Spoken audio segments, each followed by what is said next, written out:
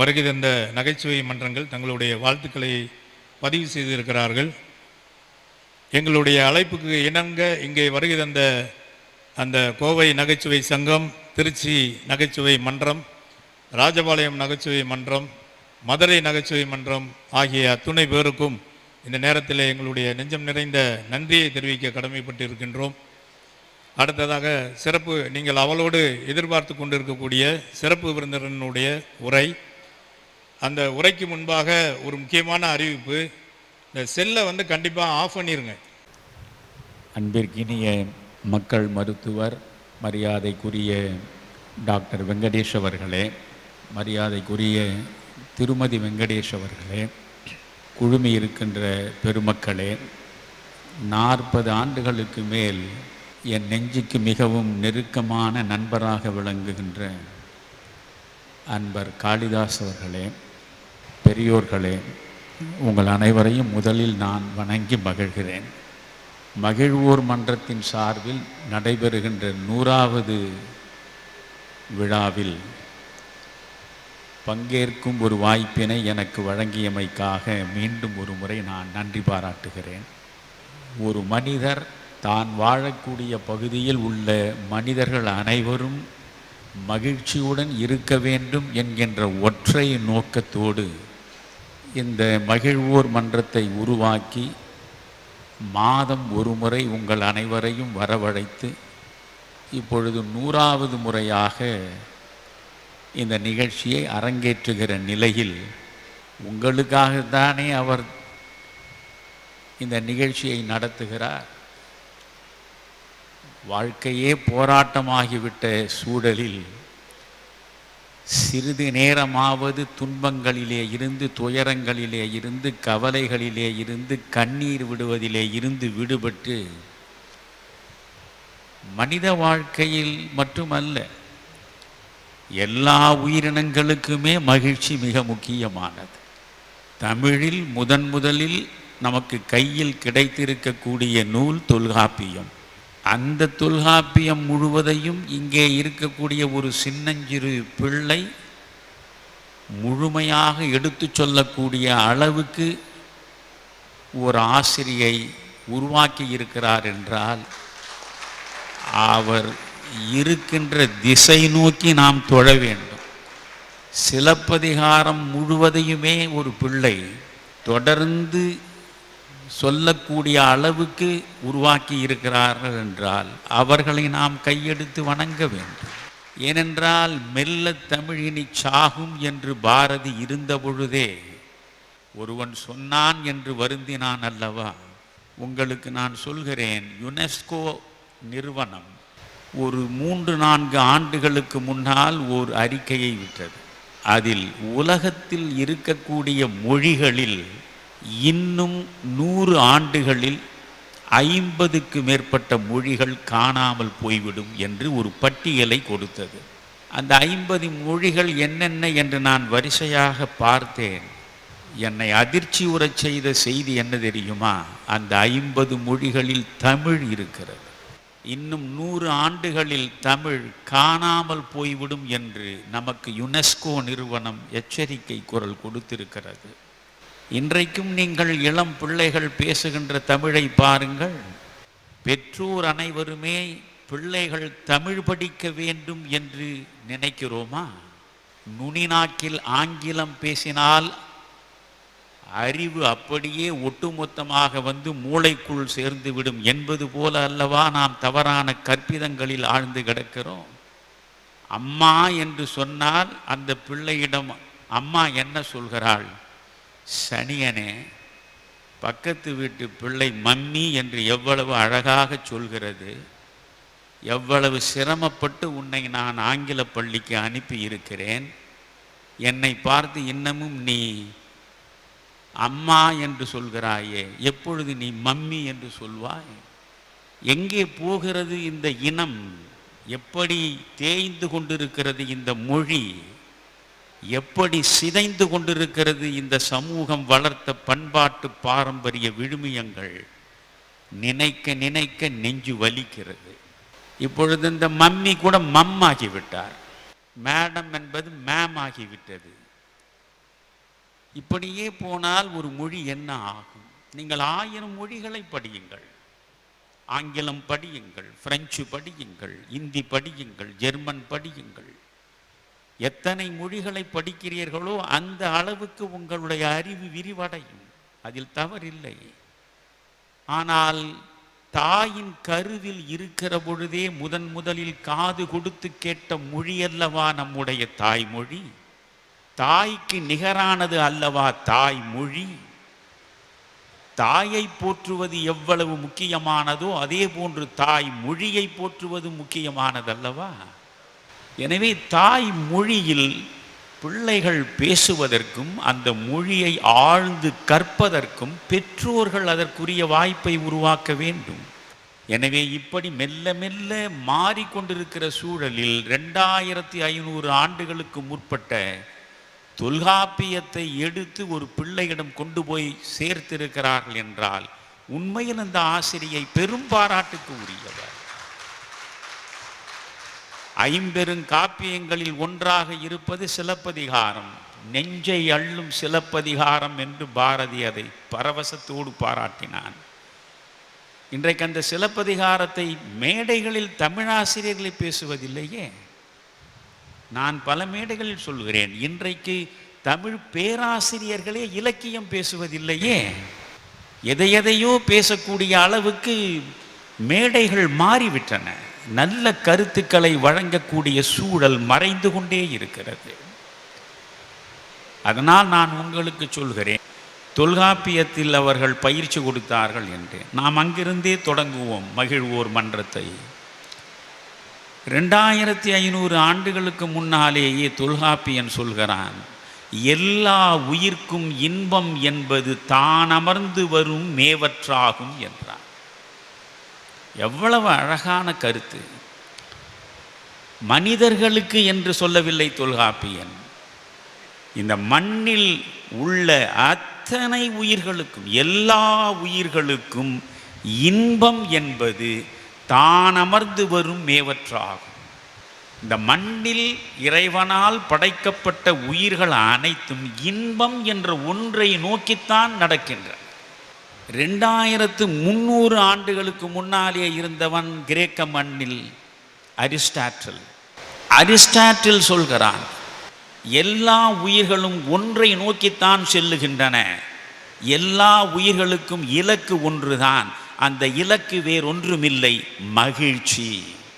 மகிழ்ச்சி தான் எல்லா உயிர்களும் சென்று சேருவதற்காக உள்ள இலக்கு. அமெரிக்காவிலேயே மிகவும் புகழ்பெற்ற அறிஞனாக விளங்கியவன் இங்கர்சால். ஜனாதிபதியை விட பேசி பேசி சம்பாதித்தவன் இங்கர்சால். இங்கர்சால் ஒரு அரங்கத்தில் பேசுகிறான் என்றால் டாலர் கணக்கில் அள்ளி கொடுத்து விட்டு காதுகளை திறந்தபடி வந்து உட்காருவார். அந்த இங்கர்சால் சொல்கிறான், நான் இப்பொழுது மகிழ்வோர் மன்றம் நடத்தக்கூடிய டாக்டர் வெங்கடேஷிலிருந்து பல்வேறு மகிழ்வோர் மன்றங்களை வெவ்வேறு திசைகளில் நடத்தி கொண்டிருக்கிறவரெல்லாம் வந்திருக்கிறார்களே, இவர்களுக்கும் சேர்த்து இந்த செய்தியை சொல்கிறேன். 4 வரிதான். இங்கர்சால் சொல்லக்கூடிய 4 வரிகளை நெஞ்சில் நிறுத்துங்கள். Happiness is the only good. Happiness is the only good. உலகத்திலேயே உன்னதமானது எது? மகிழ்ச்சி. மகிழ்ச்சி. அவன் சொல்கிறான், happiness is the only good. சரி, உலகத்திலேயே உன்னதமானது மகிழ்ச்சி. அந்த மகிழ்ச்சியை நான் எந்த இடத்தில் பெறுவேன்? அந்த மகிழ்ச்சியை நான் எந்த நேரத்தில் பெறுவேன்? அந்த மகிழ்ச்சியை நான் எந்த வழியில் பெறுவேன்? 3 கேள்வி. மகிழ்ச்சி என்பதுதான் உலகத்தில் உன்னதமானது. அந்த மகிழ்ச்சி எனக்கு எந்த இடத்தில் கிடைக்கும்? அந்த மகிழ்ச்சி எனக்கு எந்த நேரத்தில் கிடைக்கும்? அந்த மகிழ்ச்சி எனக்கு எந்த வழியில் கிடைக்கும்? இந்த 3 கேள்விகளுக்கும் இங்கர்சால் பதில் சொல்கிறான். Happiness is the only good. The time to be happy is now. The time to be happy is now. எப்பொழுது மகிழ்ச்சி கிடைக்கும் என்கிறீர்களா? இப்பொழுதே மகிழ்ச்சி.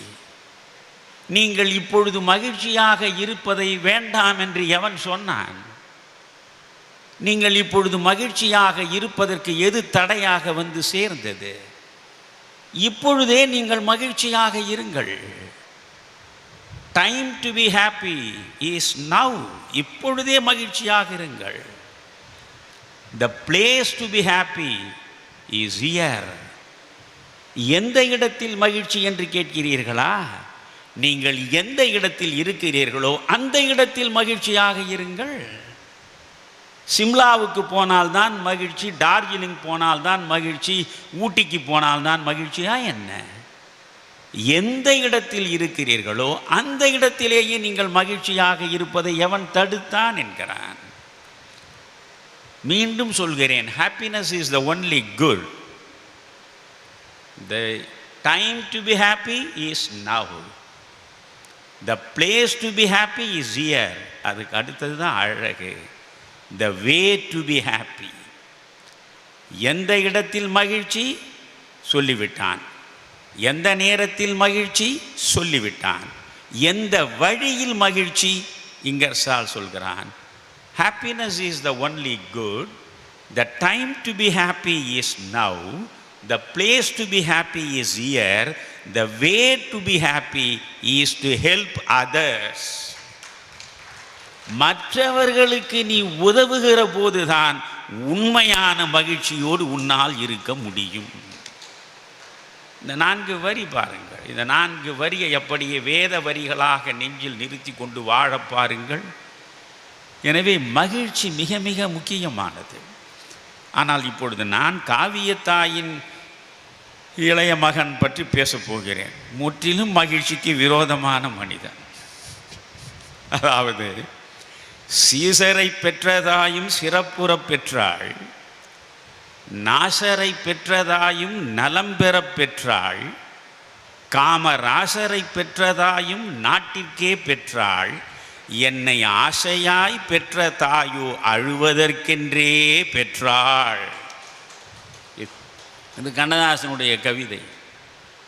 பிறப்பிலும் அழுதேன், வந்து பிறந்த பின் அழுதேன், வாழ்க்கை சிறப்பிலும் அழுதேன், ஒன்றி சேர்ந்தவர் சிலரால் சுற்று மறைப்பிலும் அழுதேன், ஊரார் இறப்பிலே அழுவதெல்லாம் இதுவரை அழுதுவிட்டேன்.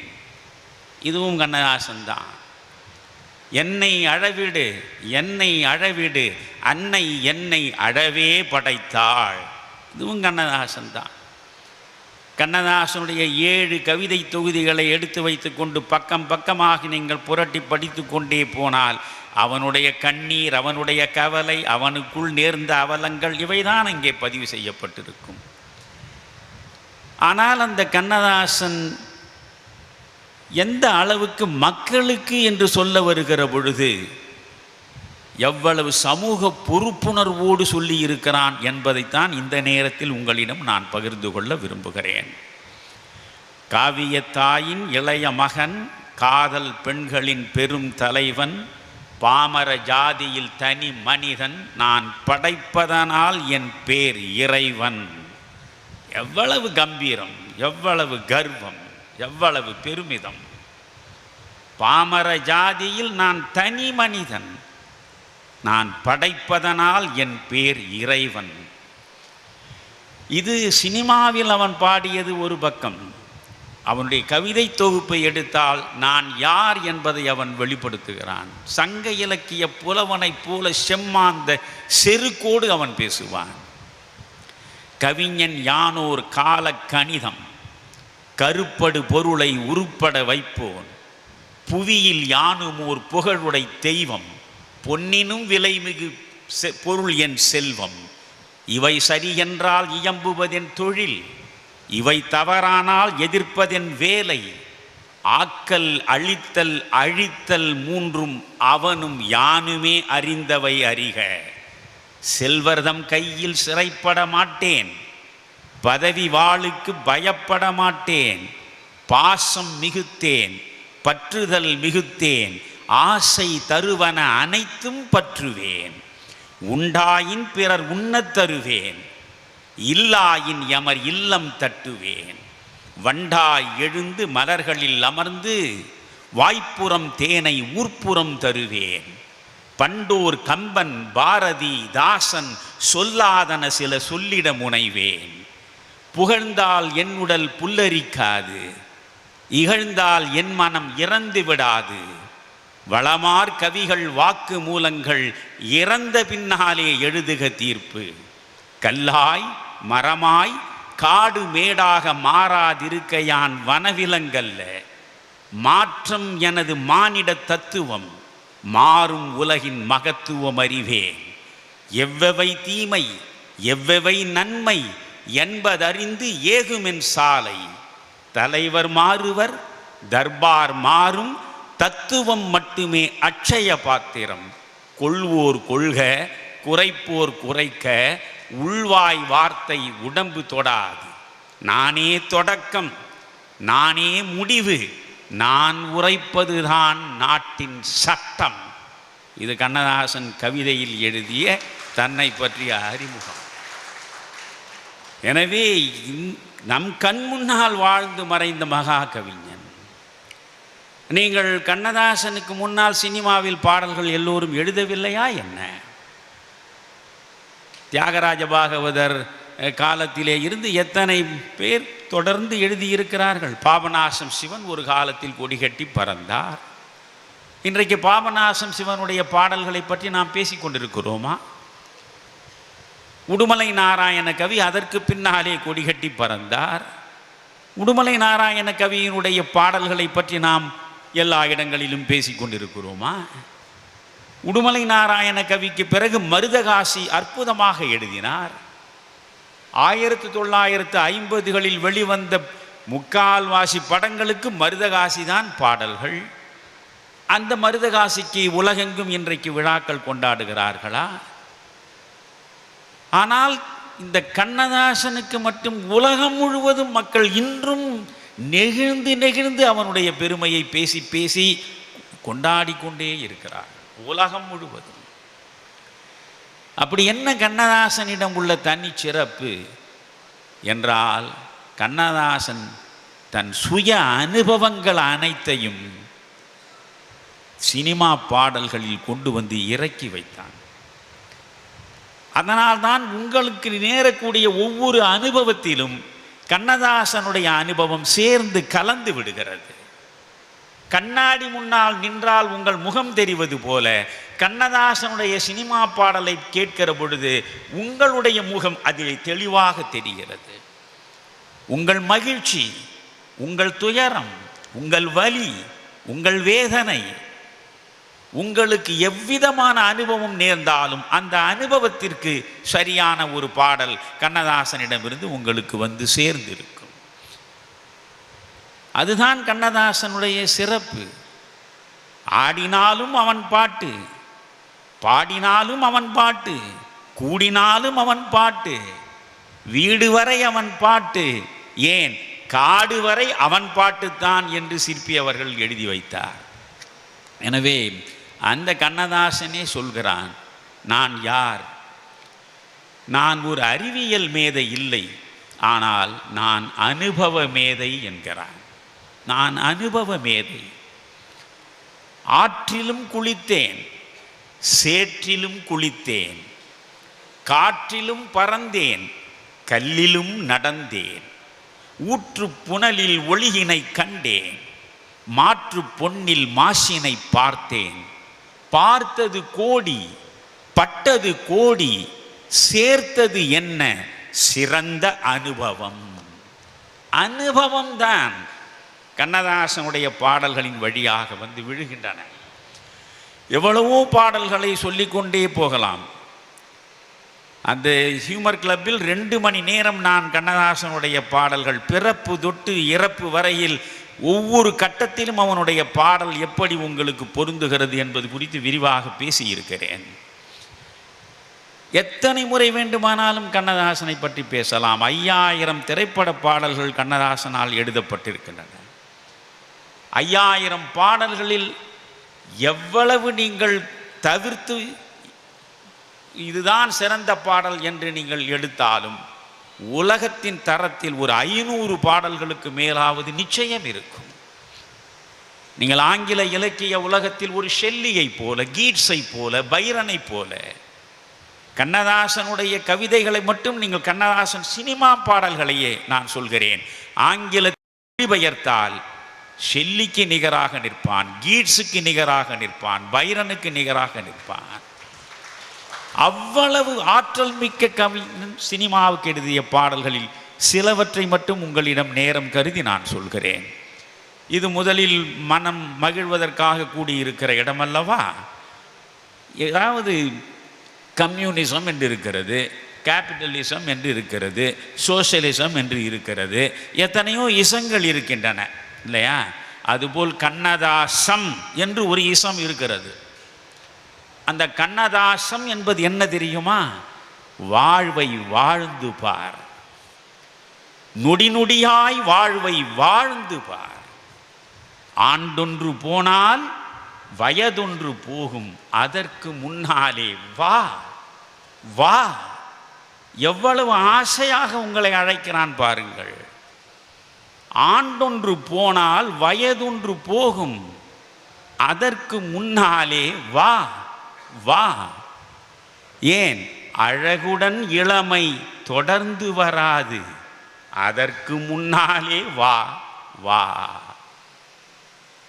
சங்க இலக்கியத்தில் ஒரு வரி உண்டு, இளமை எவ்வளவு காலம் இருக்கும்? வில்லிலிருந்து புறப்படுகிற அம்பு எவ்வளவு விரைவாக போய் சேருமோ அவ்வளவு விரைவாக நம்மிடமிருந்து சென்று நம்மிடமிருந்து விலகி விடை பெற்றுக் கொள்வதுதான் இளமை. எனவே இருக்கிற நேரத்தில் நீங்கள் இன்பமாக இருக்க வேண்டும். ஆண்டொன்று போனால் வயதொன்று போகும், அதற்கு முன்னாலே வா. ஏனென்றால் அழகுடன் இளமை தொடர்ந்து வராது, இருக்கின்ற போதே வா. எவ்வளவு ஆசையாக உங்களை அழைக்கிறான் பாருங்கள். ஒருவர் ஒருவராய் பிறந்தோம், இருவர் இருவராய் இணைந்தோம், உறவு மழையிலே நனைந்தோம், உலக சுகத்திலே மிதந்தோம். கண்ணதாசன் பாட்டு. ஒருவர் ஒருவராய் பிறந்தோம், இருவர் இருவராய் இணைந்தோம், உறவு மழையிலே நனைந்தோம், உலக சுகத்திலே மிதந்தோம். இறைவன் போட்டதிந்த தோட்டம், இதில் இனிமை ஒன்றுதான் நாட்டம். தான் மகிழ்வோர் மன்றம். ஏன் இறைவன் இந்த உலகத்தை படைத்தான்? இறைவன் போட்டதிந்த தோட்டம், இதில் இனிமை ஒன்றுதான் நாட்டம் என்று எந்த இடத்தில் பார்த்தாலும் மக்களை இன்பமாக இருக்கச் செய்வதற்காக அவன் எவ்வளவோ எழுதியிருக்கிறான். நீங்கள் கவலை இல்லாத மனிதன் என்று ஒரு படம், அந்த படத்தை எடுத்து தான் அவன் கவலைக்குரிய மனிதனாக மாறினான் என்பது வேறு கதை. பாட்டு எழுதி எழுதி சம்பாதிப்பது ஒரு பக்கம், படம் எடுத்து எடுத்து அந்த பணம் முழுவதையும் இழப்பது மறுபக்கம். இதுதான் கண்ணதாசனுடைய வாழ்க்கை. தானே பள்ளம் வெட்டி அதில் தானே போய் படுத்து கொள்ளுகிற பழக்கம் கண்ணதாசனுக்கு உண்டு. அவனே தன்னை பற்றி அழகாக ஒரு கவிதையில் சொல்லுவான். மானிடரை பாடி அவர் மாறியதும் இயேசுவதென் வாடிக்கையான பதிகம். ஒரு வாட்டி போற்றி பாடுவான். ஆஹா, கண்ணதாசன் நம்ம ரொம்ப போற்றி விட்டாரே என்று நீங்கள் மகிழ்ந்து கொண்டிருக்கும் பொழுதே உங்களை தூற்றி பாடுவான். மானிடரை பாடி அவர் மாறியதும் இயேசுவதென் வேடிக்கையான பதிகம், மலையளவு தூக்கிவுடன் வலிக்கும் வரை தாக்குவதில் மனிதரில் நான் தெய்வ மிருகம். நான் இடறி வீழ்ந்த இடம் 4000, அதிலும் நான் போட்ட முட்கள் பதியும். நடைபாதை வணிகன் என நான் கூறி விற்ற பொருள் நல்ல பொருள் இல்லை அதிகம். ஊர் நெடுக என் பாட்டை உளமுருக பாடுகையில் ஓர் துயரம் என்னுள் வருமே, உதவாத பாடல் பல உணராதார் மேற்பாடி ஒய்ந்தனையே பாழு மனமே என்பான். எனவே ஊரெல்லாம் அவனுடைய பாடல்களை பாடுகிறது, அதை அவன் பார்க்கிறான். ஆனாலும் நல்ல பாடல்களை நிறைய கொடுக்காமல் எவனவனை பற்றியோ எதையோ எழுதி காலத்தை கழித்து விட்டோமே என்று கண்ணீரும் சிந்துகிறான். அவன் கவலையில்லாத மனிதனில் எழுதிய அந்த பாட்டு, நான் மாதத்திற்கு ஒரு நாளாவது அந்த பாட்டை உட்கார்ந்து கேட்பேன். நான் இப்பொழுது உங்களுக்கு ஒரு அன்பான வேண்டுகோள் விடுக்கிறேன். வாழ்க்கை ரொம்பவும் சுகமானதாக நமக்கு வாய்த்து விடுவதில்லை. காலை முதல் இரவு கண்ணுறங்க போகிற வரையில் நொடி நொடியாய் பல்வேறு பிரச்சனைகள் நம்மை முற்றுகையிடக்கூடிய நிலைதான். ஆனால் இவற்றிலிருந்து விடுபட வேண்டும். நான் சொல்லுகிற பாடல்களையெல்லாம் நீங்கள் யூடியூபில் அன்றாடம் போட்டு போட்டு கேட்டால் உங்களுக்கு ஹார்ட் அட்டாக்கே வராது. டாக்டர் வெங்கடேஷை நோக்கி நீங்கள் செல்ல வேண்டிய அவசியமே கிடையாது. இசை என்பது என்ன? மனத்தை இளகச் செய்வது. இசை இறைவனுக்கு சமம். ராவணனுடைய இசையில், அந்த இலங்கேஸ்வரன் இசையில் ஈசனே இறங்கி வந்து நிற்கவில்லையா கேட்பதற்கு? இசை என்பது இறைவனோடு உங்களை கொண்டு போய் இசைவிப்பது. எனவே நீங்கள், நான் எப்பொழுதும் சில நேரங்களில் மன அழுத்தம் இருந்தால், சில நேரங்களில் துயர பள்ளத்தில் நான் படுக்க வேண்டி நேர்ந்தால், நான் எவற்றையெல்லாம் கேட்டு என் மனதை நான் மகிழ்ச்சிப்படுத்திக் கொள்வேனோ அவற்றையெல்லாம் ஓரளவு உங்களுக்கு சொல்லிவிட்டு போகிறேன். இந்த கவலை இல்லாத மனிதன் படத்தை எடுத்தான். கண்ணதாசன் தன் சுயசரிதையிலேயே எழுதுகிறான். இந்த படத்தை நான் எடுக்கிற பொழுதே சந்திரபாபுவை கதாநாயகனாக போடுவது என்று முடிவெடுத்தேன். பல பேர் என்னை பார்த்து போயும் போயும் சந்திரபாபுவை போய் போடுகிறாயே, அவன் படுத்துகிற பாட்டு மிக மோசமானதாக இருக்கும், அனுபவத்தில் சொல்கிறோம் என்று சொன்னார். எனக்கு சந்திரபாபுவை ரொம்ப பிடிக்கும். சந்திரபாபு மாதிரி உடல் மொழி, அந்த நகைச்சுவை, அந்த பாடல், அந்த நடனம், அப்படி ஒரு கலைஞனை எளிதில் காண முடியாது. ஆனால் தன்னுடைய ஆணவத்தினாலேயே தானாக அழிந்து போன மனிதன் சந்திரபாபு. திறமையை மீறிய ஆணவம் இருக்குமானால் அந்த ஆணவ துரு ஏறி ஏறி திறமையையும் அழித்து ஆளையும் முடித்துவிடும். இந்த கண்ணதாசனுக்கு சந்திரபாபுவினுடைய ஆற்றலின் மீது எல்லையற்ற நம்பிக்கை இருந்தது. அதனால் கவலை இல்லாத மனிதன் படத்தை அவர் சந்திரபாபுவை கதாநாயகனாக போட்டு எடுத்தார். அவர் பிறகு எழுதுகிறார், என்னை எந்த நடிகனும் இதுபோல் கண்ணீர் விட வைத்தது கிடையாது. அந்த மாதிரி என்னை சித்திரவதை செய்தவர் சந்திரபாபு என்றவர் சொல்கிறார். இந்த படத்தை எடுத்ததனால் எனக்கு 6 லட்சம் ரூபாய் நட்டம் ஏற்பட்டது. நான் கடன்காரனானேன். 13 கார்களை வைத்திருந்தேன். அத்தனை கார்களையும் விற்க வேண்டிய நிலை வந்தது. அன்றாடம் நீதிமன்றத்தில் என் பெயர் ஒலித்தது. நான் போய் நிற்க வேண்டி இருந்தது என்றெல்லாம் புலம்புகிற கண்ணதாசன் இந்த ஒரு பாடலுக்காக நான் சொல்கிறேன். நீங்கள், கண்ணதாசன் 6 லட்சம் நட்டப்பட்டார், உண்மை. சந்திரபாபு அவரை அலைக்கழித்தார், உண்மை. அவையெல்லாம் காலத்தால் கடந்து போனவை. ஆனால் அந்த சந்திரபாபுவின் குரலில் கண்ணதாசன் எழுதிய ஒரு பாடல் காலம் உள்ளவரை வாழும். என்ன பாடல் அது! பிறக்கும் போதும் அழுகின்றாய், இறக்கும் போதும் அழுகின்றாய், ஒரு நாளேனும் கவலை இல்லாமல் சிரிக்க மறந்தாய் மானிடனே. இந்த பாட்டை போய் கேட்டு பாருங்க. அதில் சந்திரபாபுவினுடைய நடிப்பையும் பாருங்க, எவ்வளவு சட்டிலாக அதில் அந்த பார்வை, திரும்புவது, அமர்வது, எழுவது, நடப்பது அவ்வளவு இயல்பாக மனிதன் செய்திருக்கும். அந்த பாடலை சந்திரபாபு தான் பாடியிருக்கார். இது என்ன அழகான அந்த குரலில் அவர் பாடியிருக்கிறார். அந்த பாட்டை நீங்கள் கேட்க வேண்டும், பார்க்க வேண்டும். அதில் தான் கண்ணதாசன் சொல்கிறான், பிறக்கும் போதும் அழுகின்றாய், இறக்கும் போதும் அழுகின்றாய், ஒரு நாளேனும் கவலை இல்லாமல் சிரிக்க மறந்தாய் மானிடனே. ஒரு நாள் சிரிச்சிருக்கியா கவலை இல்லாமல் கேட்குறான். கேட்குறவன் யாரு? கண்ணதாசன். பிறப்பிலும் அழுதேன், வந்து பிறந்த பின் அழுதேன், வாழ்க்கை சிறப்பிலும் அழுதேன் என்று ஒப்பாரி வைக்கிற கண்ணதாசன் தான் சினிமாவுக்கு பாட்டு எழுதுகிற பொழுது அவனுக்கு ஒரு சமூக பொறுப்புணர்வு வந்து சேருகிறது. காரணம், படிப்பறியா பாமரனிடமும் சென்று சேருகிற ஆற்றல் பெற்றது இந்த சினிமா பாடல். எனவே அந்த பாடலின் மூலமாக மக்களிடம் மகிழ்ச்சியை தர வேண்டும். மக்களிடம் தெளிவை தர வேண்டும், மக்களிடம் விழிப்புணர்வை உருவாக்க வேண்டும், மக்களிடம் பாசம் பெருக்கெடுக்க வழி காண வேண்டும். இப்படியெல்லாம் யோசித்துத்தான் அவன் எழுதியிருக்கிறான். எனவே இந்த பாடலை பாருங்கள். நீங்கள் ஷெல்லியை நீங்கள் படித்தால் ஷெல்லி இதே மாதிரி கண்ணதாசன் மாதிரி அவனுக்கும் வாழ்க்கையில் 1000 சிக்கல்கள்.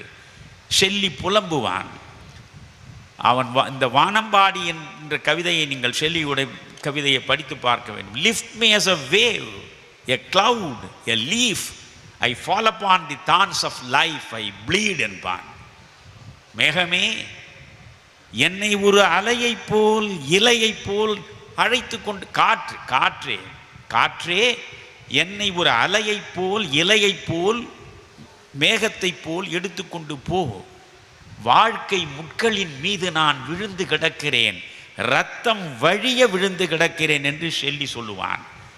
ஆனால் அதே ஷெல்லி மக்களுக்காக பாடுகிற பொழுது if winter comes can spring B for behind என்று நம்பிக்கையை ஊட்டுவான். இன்றைக்கு குளிர்காலம் என்பதற்காக வாழாதே. இன்று குளிர்காலம் என்றால் நாளை வசந்த காலம் வரப்போகிறது என்பதற்கான அறிகுறி என்பதை புரிந்து கொள். எனவே குளிர்காலம் என்பதற்காக முடங்கி விடாதே. வரப்போகிற வசந்த காலத்தை வரவேற்பதற்காக எழுந்து நில் என்று பேசுகிற ஷெல்லியைப் போலத்தான் தன்னுடைய சொந்த அனுபவங்களை கவிதைகளில் இறக்குமதி செய்கிற பொழுது அழுது அழுது புலம்பிய கண்ணதாசன் சினிமாவுக்கு பாட்டு என்று வருகிற பொழுது நம்மை போல் மற்றவர்கள் அழக்கூடாது என்று நினைக்கிறான். உலகமே சிரித்து வாழ வேண்டும் என்று யோசிக்கிறான். அதனால் சொல்கிறான், பிறக்கும் போதும் அழுகின்றாய், இறக்கும் போதும் அழுகின்றாய், ஒரு நாளேனும் கவலை இல்லாமல் சிரிக்க மறந்தாய் மானிடனே. அந்த பாடல் எவ்வளவு இலக்கிய நயத்தோடு எழுதப்பட்டிருக்கிறது என்று பார்க்க வேண்டும். வெறும் சாதாரண சினிமா பாடல் இல்லை. இரவின் கண்ணீர் பனித்துளி என்பார். இரவு கண்ணீர் விடுகிறதாம்.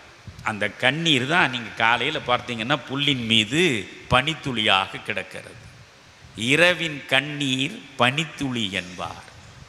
முகிலின் கண்ணீர் மழை என சொல்வார். முகில் மேகம், மேகம் அழுகிறது, அதுதான் மழையாக பொழிகிறது. இரவின் கண்ணீர் பனித்துளி என்பார், முகிலின் கண்ணீர் மழை என சொல்வார். இயற்கை அழுதால் உலகம் செழிக்கும், மனிதன் அழுதால் இயற்கை சிரிக்கும். இயற்கை அழலாம், மழையாக பொழியலாம். அப்ப இது அழுது மழையாக பொழிந்தால் மண் செழிக்கும், மக்கள் மகிழ்ச்சியோடு இருப்பார்கள். எனவே இயற்கை அழட்டும், மனிதா நீ அழலாமா? எவ்வளவு அழகாக கொண்டு போய் சேர்க்கிறான் என்று பார்க்க வேண்டும். இரவின் கண்ணீர் பனித்துளி என்பார், முகிலின் கண்ணீர் மழை என சொல்வார். இயற்கை அழுதால் உலகம் செழிக்கும், மனிதன் அழுதால் இயற்கை சிரிக்கும். அதற்கு அடுத்த சரணம்தான் 4 வேதங்களில் சொல்லப்பட்டது, நீங்கள் 108 உபனிஷதங்களில் சொல்லப்பட்டது, 2 இதிகாசங்களில் சொல்லப்பட்டது, 18 புராணங்களில் சொல்லப்பட்டது என்று நீங்கள் தேடி தேடி படித்து கிடைக்கக்கூடிய செய்தியை அந்த கடைசி சரணத்தில் சொல்லிவிட்டு போய்கொண்டே இருக்கிறான் கண்ணதாசன். என்ன அழகான பாடல் தெரியுமா?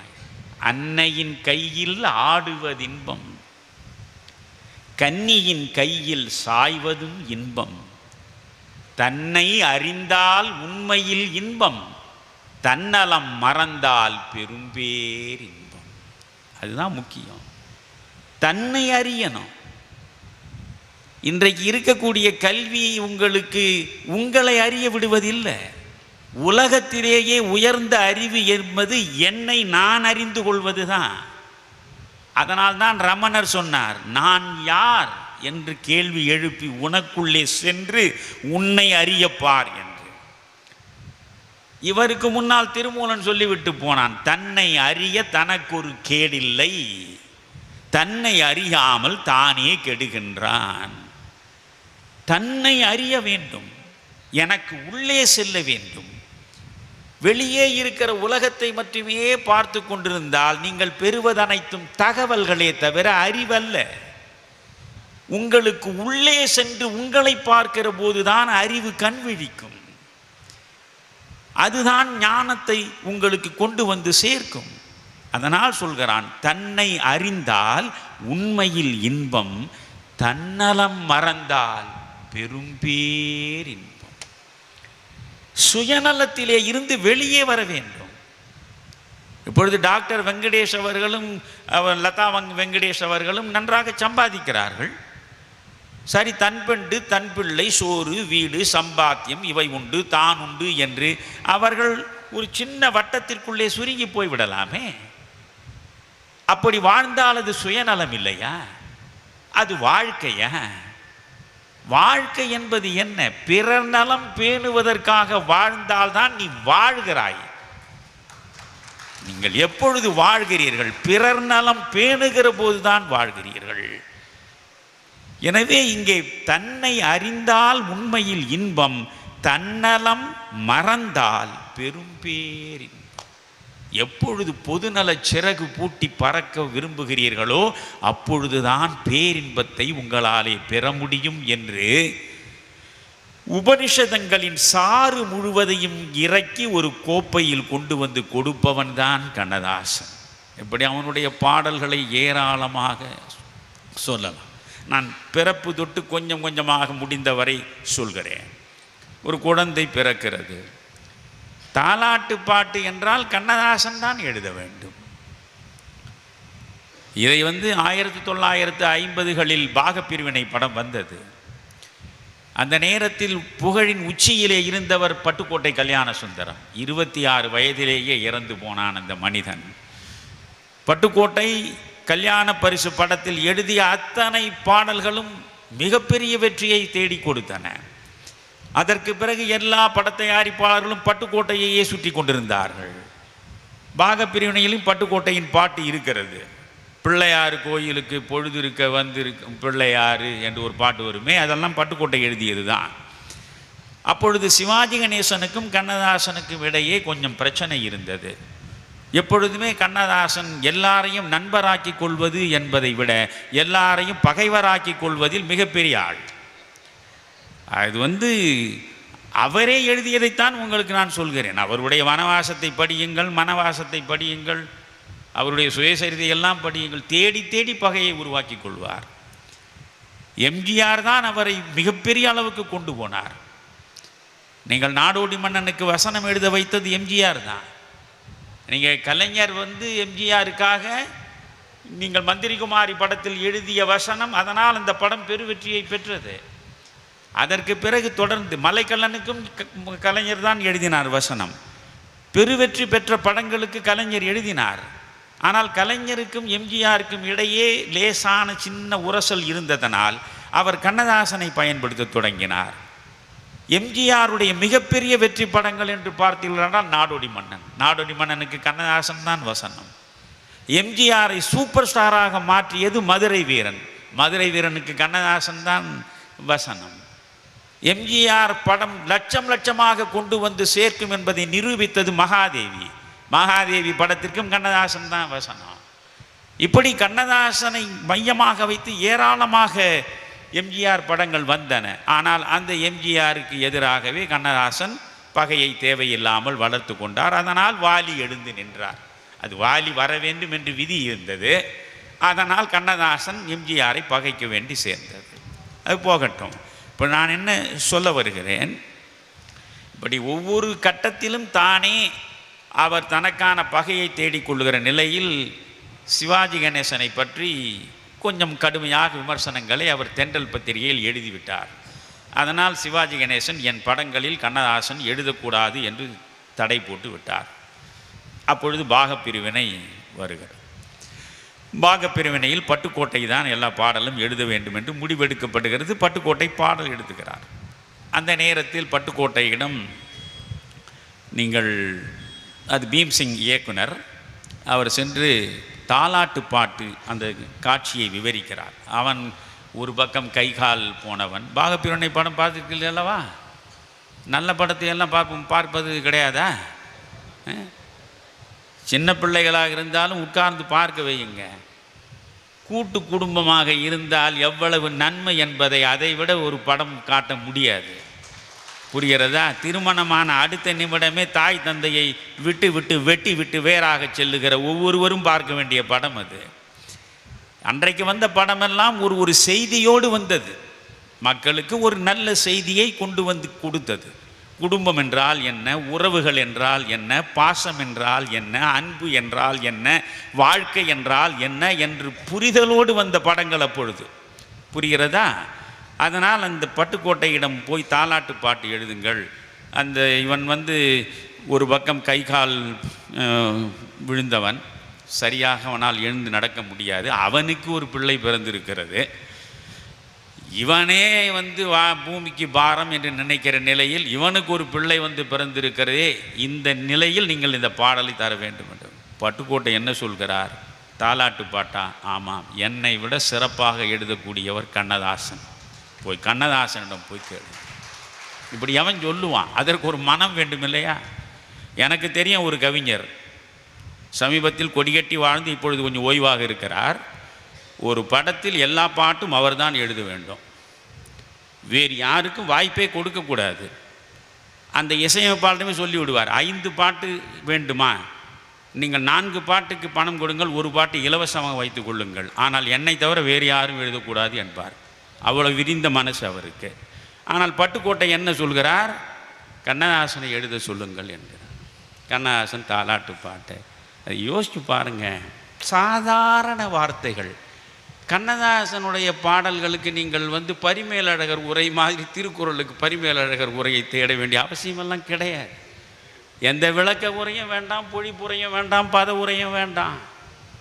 கேட்கிற பொழுதே அது தானாக உங்களுக்குள்ளே போய் சேரும். ஏன் பிறந்தாய் மகனே, ஏன் பிறந்தாயோ, அதுதான் ஆரம்பிக்கிறது. இல்லை ஒரு பிள்ளை என்று ஏங்குவோர் பலர் இருக்க, இங்கு ஏன் பிறந்தாய் செல்வ மகனே. அதுதான் பல்லவி. எத்தனையோ பேர் பிள்ளைகளுக்காக வர வேண்டி கிடக்கிறான். அங்கே போய் பிறந்துடக்கூடாதா மகனே? நானே கைகால் தோண்டு போய் கிடக்கிறேன், நான் வறுமையில் வாடுறவன், எனக்கு மனைவியாகி எல்லா சுகங்களையும் இழந்து நிற்பவள் என் மனைவி, எங்களுக்கு ஒரு பிள்ளையாக நீ பிறக்க வேண்டுமா? ஏன் பிறந்தாய் மகனே, ஏன் பிறந்தாயோ, இல்லை ஒரு பிள்ளை என்று ஏங்குவோர் பலர் இருக்க, இங்கு ஏன் பிறந்தாய் செல்வ மகனே. அந்த பாடல் அப்படியே நான் பிறந்த காரணத்தை நானே அறியும் முன்னே நீயும் ஏன் பிறந்தாய் செல்வ மகனே. நான் ஏன் பிறந்தேன்னு எனக்கே தெரியலையடா மகனே. இப்படி இந்த கையையும் காலையும் வைத்துக்கொண்டு ஒவ்வொரு நாளும் வேதனையும் கவலையுமாக என் காலம் கழிய வேண்டும் என்றிருக்கிற நிலையில் நான் ஏன் பிறந்தேன் என்று எனக்குள்ளே சலிப்பும் சோறும் இருக்கிற நிலையில் நீ எனக்காக ஏன் பிறந்தாய்? கை கால்கள் விளங்காத கணவன் குடிசையிலும் காதல் மனம் விளங்க வந்தாள் அன்னையடா. ஒரு வெறும் தாலாட்டு பாட்டு தான். அதை என்ன மாதிரி செய்திகளை கொண்டு கண்ணதாசன் சேர்க்கிறான். கை கால்கள் விளங்காதவன் நான், ஆனால் அந்த குடும்பத்தில் பணிப்பெண்ணாக சேர்ந்த சரோஜாதேவியை தான் திருமணம் செய்து வைப்பாங்க. அவள் அழகி, பேரழகி. அதனால் கை கால்கள் விளங்காத கணவன் குடிசையிலும் காதல் மனம் விளங்க வந்தாள் அன்னையடா. காதலுக்கும் பெருமை இல்லை, கண்களுக்கும் இன்பமில்லை, கடமையில் இன்றெடுத்தாள் உன்னையடா. வார்த்தைங்களை பாருங்க. என்ன நாங்கள் 2 பேரும் காதலிச்சா கல்யாணம் பண்ணிட்டோம்? இங்கே காதல் என்ன பெருமை பெற்றதா? இல்லை. சரி, என்னை பார்க்குற போது ஆஹா ஒரு அற்புதமான ஆணழகனை நான் கணவனாக பெற்றிருக்கிறேன் என்று அவளால் மகிழ முடியுமா? காதலுக்கும் பெருமை இல்லை, கண்களுக்கும் இன்பம் இல்லை, கடமையில் ஈன்றெடுத்தாள் உன்னையடா. எனக்கு ரொம்ப பிடித்த வரி, மண் வளர்த்த பொறுமையெல்லாம் மனதில் வளர்த்தவளாய் கண்மலர்ந்த பெண்மயிலை நான் அடைந்தேன். இப்படிலாம் கண்ணதாசனால் தான் எழுத முடியும். மண் வளர்த்த பெருமையெல்லாம் மனதில் வளர்த்தவளாய். இந்த பொறுமைக்கு யாரும் மண்ணை விட பொறுமையானவன் இதுவும் கிடையாது. அதனால் மண் வளர்த்த பொறுமையெல்லாம், பெருமை இல்லை, மண் வளர்த்த பொறுமையெல்லாம் மனதில் வளர்த்தவளாய் கண் மலர்ந்த பெண்மயிலை நான் அடைந்தேன். நீ வளர்ந்து மரமாகி நிழல் தரும் காலம் வரை தாய் மனதை காத்திருப்பேன் தங்க மகனே. யோசிச்சு பாருங்க, எனக்கு கை சரியா இல்லை, காலு சரியா இல்லை, நான் ஒன்றும் செல்வ செழிப்பில் வாழலை, ஆனாலும் நான் கரம் பிடித்த இந்த பெண் அவள் கண்ணீர் விடக்கூடாது. எனவே என்னால் இயன்ற வரையில் நான் அவளுக்காக இருப்பேன். புரிகிறதா? இது நீ வளர்ந்து மரமாகி நிழல் தரும் காலம் வரை தாய் மனதை காத்திருப்பேன் தங்க மகனே. அப்படின்னா குடும்ப பொறுப்பை எப்படி சொல்கிறான்? தந்தை பிள்ளையை வளர்க்கிறான், பிள்ளையை வளர்க்கிற பொழுதே தன் மனைவியை அவன் பார்த்து கொள்கிறான். ஆனால் கடைசி வரை தான் தாலி கட்டி மனைவியாக ஏற்றுக்கொண்டவளுடைய நலனை இவனால் பராமரிக்க முடியாமல் போகலாம். ஒரு கட்டத்தில் இவன் வயோதிகத்தில் தளர்ந்து விடலாம். அந்த நேரத்தில் என்னை நம்பி என்னோடு வாழக்கூடிய என் மனைவிக்கு யார் இருக்கிறார்கள்? அந்த கேள்விக்கு பதில்தான், நீ வளர்ந்து மரமாகி நிழல் தரும் காலம் வரை தாய் மனதை காத்திருப்பேன் தங்க மகனே. இது ஒரு சாதாரண தாலாட்டு பாட்டு தான். அதில் என்ன செய்தியை சொல்கிறான்னு பாருங்கள். இன்னொரு பாட்டை நீங்கள் பார்க்கலாம். அதாவது இந்த மாதிரி சின்ன சின்ன வரிகளில் எவ்வளவு அழகாக பாடல்களுக்கு உயிர் கொடுத்திருக்கிறார் கண்ணதாசன் பார்க்கணும். இதில் இன்னொரு அழகு தெரியுமா உங்களுக்கு? கண்ணதாசன் பேனா பிடித்து எழுதியவர் இல்லை. பேனா பிடித்து கண்ணதாசன் எழுதியதல்ல இத்தனை பாடல்களும். அவருக்கு ஒரு உதவியாளர் இருப்பார், இவர் சொல்ல சொல்ல அவர் எழுதுவார். அவ்வளவு வேகமாக வார்த்தைகள் வந்து விடும். அது இறைவனுடைய திருவுளம் அப்படி அமைந்ததனால் அவருக்கு இப்படி ஒரு வரம் கிடைத்தது என்று தான் நான் நினைக்கிறேன். ஆனால் ஒரு நிகழ்ச்சியில் நானும் பஞ்சு அருணாச்சலமும் பேசினோம். பஞ்சு அருணாச்சலம் கண்ணதாசனுடைய அவர் தம்பி சகோதரருடைய மகன். அதனால் கண்ணதாசன் இவருக்கு சித்தப்பான்னு வச்சுங்களேன். இவருக்கு நீண்ட காலமாக பஞ்சு அருணாச்சலம் தான் உதவியாக இருந்தார். கண்ணதாசன் அதாவது பாடல் காட்சியை சொன்னதும் கண்ணதாசன் அப்படியே அவருக்கு ஒரு மெத்தை போட வேண்டும். அந்த மெத்தையில் அவர் சாய்ந்து உட்கார்ந்து கொள்வார். கையில் ஒரு சிகரெட்டை எடுத்து கொஞ்ச நேரம் புகைப்பார். அந்த இசையமைப்பாளர் இந்த டியூனை போட்டு காட்ட வேண்டும். அந்த போட்டு காட்டுகிற நேரத்திலேயே அவருக்கு சிந்தனை ஓடும். உடனே சொல்ல தொடங்குவார். அப்படி சொல்லுகிற வேகத்தில் எழுத முடியாது. அதனால் அவரிடம் எவனுமே நிலையாக நீண்ட காலம் உதவியாளராக இருந்தது கிடையாது. இந்த பஞ்சு அருணாச்சலமே சொல்கிறார். நீங்கள் ஒரு பாட்டை நீங்கள் கேட்டிருக்கணும். ஓடம் நதியினிலே ஒருத்தி மட்டும் தரையினிலேன்னு இருக்கும் அந்த பாட்டு. சீர்காழி கோவிந்தராஜன் பாடின அற்புதமான பாடல் அது. ஓடம் நதியினிலே ஒருத்தி மட்டும் தரையினிலே.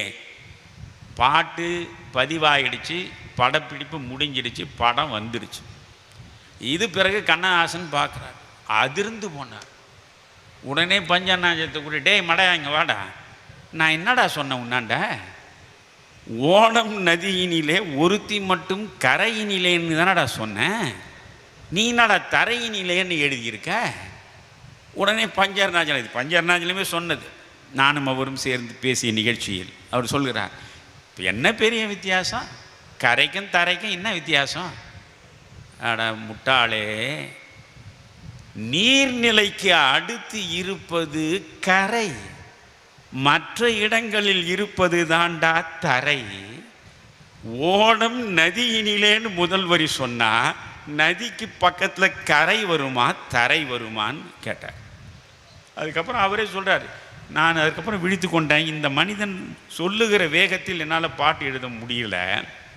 அதை அவர் சொல்கிறாரு, பால் இருக்கும் பழம் இருக்கும் பசி இருக்காது அப்படின்னு ஒரு பாட்டை சொல்லும் போதே விறுவிறுவர்னு 4 வரி சொல்லிடுவார். அதன் எழுதுவது சிரமம். இவர் என்ன பண்ணுறான், பா பா பா பான்னு போட்டு பாறான். இது பஞ்சனா சொன்ன, பால் இருக்கும் பழம் இருக்கும் பசி இருக்காது, பஞ்சனையில் காற்று வரும் தூக்கம் வராது, 4 வகை குணம் இருக்கும், அப்படியே சொல்லும்போது முதல் எழுத்துக்களை மட்டும் போட்டுப்பேன், அவர் சொல்லிட்டு போன பிறகு நானே நிரப்பிப்பேன்னாரு. அப்படி நிரப்பினதில் வந்தது விவகாரம் தான் கரை தரையானது. அவ்வளோ வேகமாக சொல்லக்கூடியவர்.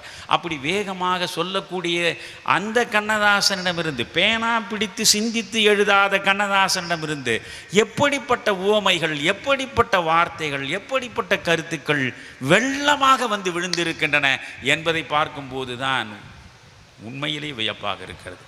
ஒரு சின்ன குழந்தை, இப்போ நீங்கள் என் தாய்மார்கள் உட்கார்ந்துருக்கீங்க, நீங்கள் உங்கள் குழந்தை அப்போ தான் பிறந்திருக்கு, அந்த பிறந்த குழந்தைய நீங்கள் கொஞ்சறீங்க, அந்த குழந்தையை பார்த்து பாடுறீங்க. மழை கூட ஒரு நாளில் தேனாகலாம், மணல் கூட சில நாளில் பொன்னாகலாம், ஆனாலும் அவையாவும் நீயாகுமா, அம்மா என்று அழைக்கின்ற சேயாகுமா.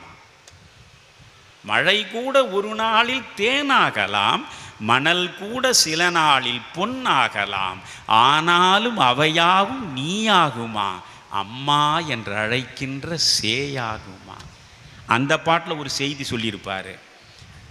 அந்த பாட்டிலேயே மணமாலை தனை சூடி மணமாலை தனை சூடி உறவாடுவார், பலகாலம் பிரியாமல் விளையாடுவார். மணமாலை சூடி மணமக்கள் ஆவாங்க, ஆனால் பிரியாமல் பல காலம் வாழ்வார்கள். அப்படி பிரியாமல் வாழ்ந்தது அந்த காலமடா, இப்பொழுது பிரிந்து உடனே போய் சேருவது இந்த காலமடா என்று அதற்குள்ளேயே கொண்டு வந்து ஒரு செய்தியை பேசுவார். இன்னொரு பாட்டை மகாதேவியில் நீங்கள் பார்த்த அந்த அழகான பாட்டு, அதாவது சிங்கார புன்னகை கண்ணார கண்டாலே சங்கீத வீணையும் ஏதுக்கம்மா. குழந்தை சிரிப்ப, சிங்கார புன்னகை கண்ணார கண்டாலே சங்கீத வீணையும் ஏதுக்கம்மா. அந்த பாட்டை நீங்கள் அப்படியே யோசித்து பார்த்தீங்கன்னா, அந்த பாட்டு பூரா நான் சொல்கிறேன், இப்போ நீங்கள் யூடியூப்பில் போய் கொஞ்சம் கேட்டு பாருங்களேன். அவ்வளவு அழகழகாக அந்த வார்த்தைகளை அவர் கொண்டு வந்து போட்டிருப்பார்.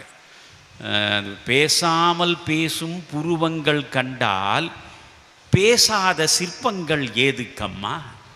இந்த புருவத்தை பார்க்கும்போது அது பேசாமல் பேசுதான், இது பேசவே இல்லை சிற்பம். இந்த சிற்பம் எதுக்கு, நீ தானடா கண்ணா சிற்பத்தை விட அழகு. இப்படி எல்லாம் அந்த பாடல் இருக்கும். இது மாதிரி இந்த பாட்டுகளுக்கு தாலாட்டு பாட்டு, குழந்தையை வைத்து கொண்டு பாடுவது என்றால் நீங்கள் பாசமலரில் உள்ள பாட்டை தானே முதல்ல சொல்லணும். மலர்ந்தும் மலராத பாதி மலர் போல வளரும் விழிவண்ணமே, வந்து விடிந்தும் விடியாத காலை பொழுதாக விளைந்த கலை அன்னமே, நதியில் விளையாடி கொடியில் தலை சீவி நடந்த இளம் தென்றலே, வளர் பொதிகை மலை தோன்றி மதுரை நகர் கண்டு பொலிந்த தமிழ் மன்றமே. இது சினிமா பாட்டுன்னு சொன்னால் அவனா ஒத்துப்பானையா? என்ன இலக்கிய நயத்தோடு எழுதியிருக்கான். யானை படை கொண்டு சேனை பலவென்று ஆள பிறந்தாயடா, புவி ஆள பிறந்தாயடா, அத்தை மகளை மனம் கொண்டு இளமை வழி கண்டு வாழ பிறந்தாயடா, நீ வாழ பிறந்தாயடா. இவன் பாடுறான். தங்கை அங்கே குழந்தைய வச்சுக்கின்னு என்ன பாடுறான், தங்க கடிகாரம் வைர மணிகாரம் தந்து மனம் பேசுவார், தங்க கடிகாரம் வைர மணிகாரம் தந்து மனம் பேசுவார், தங்கை மகளான மங்கை உனக்காக உலகை விலை பேசுவார். அதில் அப்படியே நம்ம உருக்கக்கூடிய இடம். எப்படி என் அண்ணன் என்னை வளர்த்தான், இன்னைக்கு நாங்கள் 2 பேரும் பிரிஞ்சிருக்கிறோன்றது அந்த தாலாட்டு பாட்டில். சிறகில் என்னை மூடி அருமை மகள் போல வளர்த்த கதை சொல்லவா, கனவில் நினையாத காலம் இடைவந்து பிரித்த கதை சொல்லவா, கண்ணின் மணி போல மணியின் நிழல் போல கலந்து பிறந்தோமடா, இந்த மண்ணும் கடல்வானும் மறைந்து முடிந்தாலும் மறக்க முடியாதடா, உறவை பிரிக்க முடியாதடா. அண்ணன் தங்கைக்கு இடையே இருக்கிற இந்த பாசத்தை வெளிப்படுத்துகிற என்ன அற்புதமான பாடல். இது மாதிரி ஏராளமான பாடல்கள் வரிசையாக சொல்லிக்கொண்டே போகலாம். காதல் பாடல்கள் தான் கண்ணதாசன் அதிகமாக எழுதியது. 5000 பாடல்கள் சொன்னால் 5000 பாடல்களில் ஏராளமான பாடல்கள் காதல் பாடல்கள் தான்.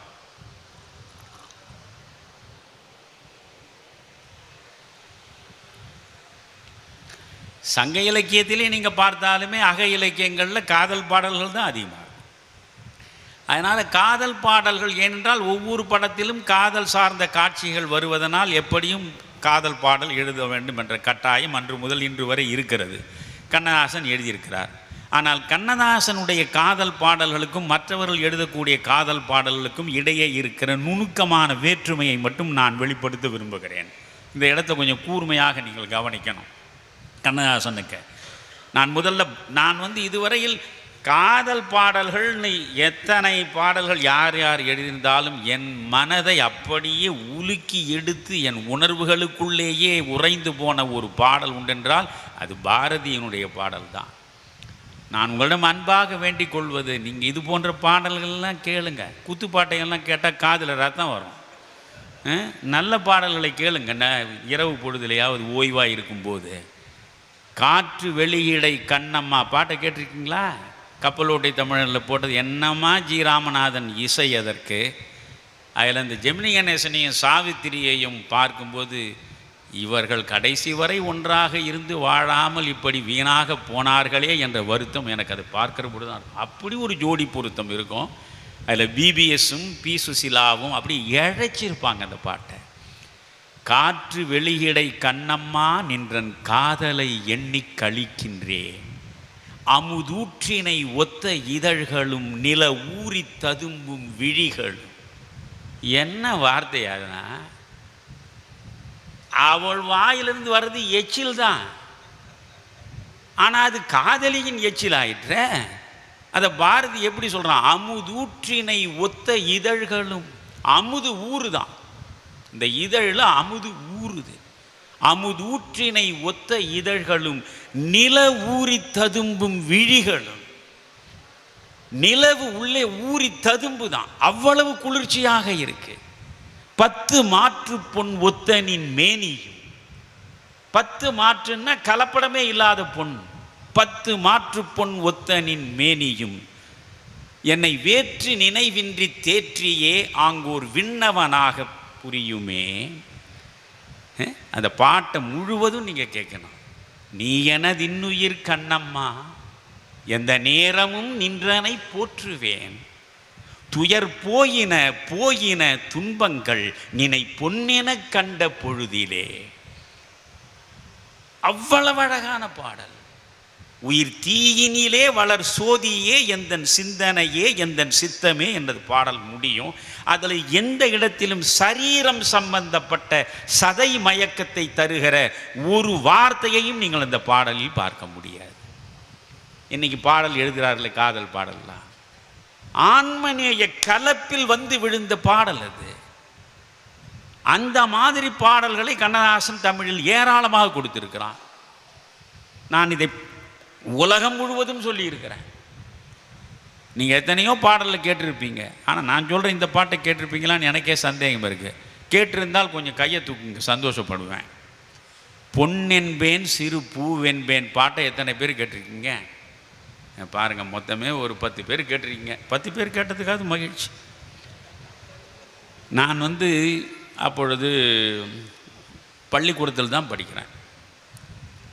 அப்போ இது மாதிரியெல்லாம் பாட்டை கண்ட நேரத்தில் கேட்க முடியாது. போலீஸ்காரன் மகள் படம், அது ஸ்ரீதருடைய இயக்கத்தில் வந்த படம். அந்த போலீஸ்காரன் மகள் படத்தில் ஒரு சோலை மாதிரி இருக்கும், அங்கே பிள்ளையார் இருப்பார். பிள்ளையாருக்கு முன்னால் காதலனும் காதலியும் அவர்கள் சந்திக்கிற அந்த இடத்தில் அந்த பாட்டு.